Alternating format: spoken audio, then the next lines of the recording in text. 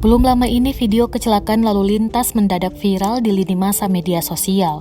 Video yang diunggah menunjukkan detik-detik kecelakaan antara pengendara mobil dan motor. Video itu diunggah lewat akun Instagram @faktaindo pada Rabu 13 Oktober 2021. Dalam rekaman berdurasi 13 detik itu, terlihat suasana lalu lintas yang tidak terlalu padat. Kemudian, kendaraan motor dan mobil terlihat melaju secara bersamaan.